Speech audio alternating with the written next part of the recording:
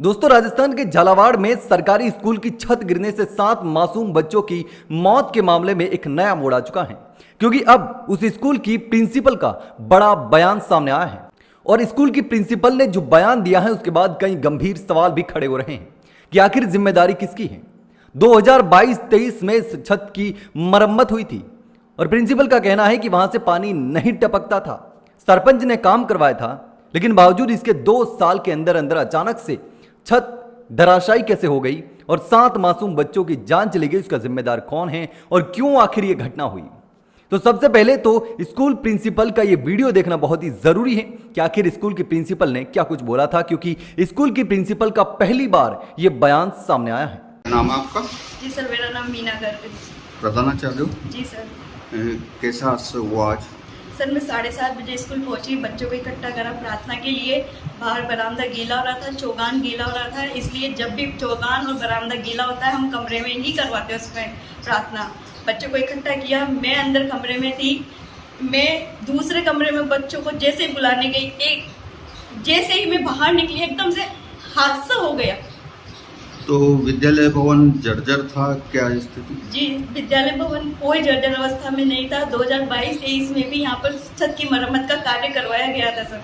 कितने लागत में करवाया गया था? सर, इसका अनुमान हमें नहीं है, सरपंच के द्वारा करवाया गया था। तो पानी नहीं टपकता था मतलब आपका? जी सर, स्कूल की बिल्डिंग में पानी बिल्कुल भी नहीं टपकता था। 2 कमरों में हमारे पानी टपकता है, तो हमने उनको लॉक कर रखा है। तो उसमें नहीं पढ़ाया जाता? नहीं सर, उनमें हम कभी भी बच्चों को नहीं बिठाते।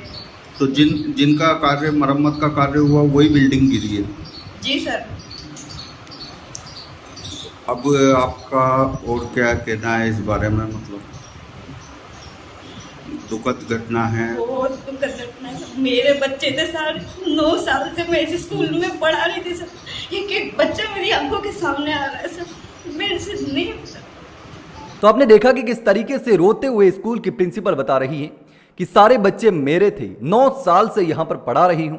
लेकिन 2 साल पहले 2022-23 में सरपंच ने इस स्कूल की छत का काम करवाया था, पानी नहीं टपकता था। लेकिन इससे पहले एक बच्ची का वीडियो सामने आया था जिसमें वो बच्ची कह रही थी कि छत से कंकड़ गिर रहे थे, लेकिन टीचर ने हमें बाहर नहीं जाने दिया और उसके बाद हादसा हो गया। लेकिन इसके बाद एक सवाल यह उठ रहा है कि क्या स्कूल के शिक्षकों को बलि का बकरा बना दिया गया? क्या जिम्मेदार कोई और था? सबसे कमजोर आदमी को हमेशा दबाया जाता है, यह तो सच है। लेकिन अगर स्कूल के शिक्षकों की गलती नहीं थी तो उन्हें बलि का बकरा क्यों बना दिया गया?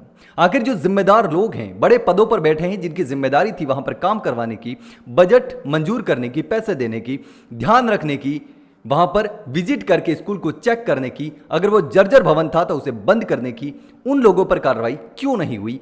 उसके बाद और भी सवाल खड़े हो रहे हैं कि 2022-23 में अगर छत का काम हुआ था तो अचानक से ये छत कैसे गिर गई? लेकिन दोस्तों, इस पूरे मामले पर आप क्या सोचते हैं, कमेंट में जरूर बताना।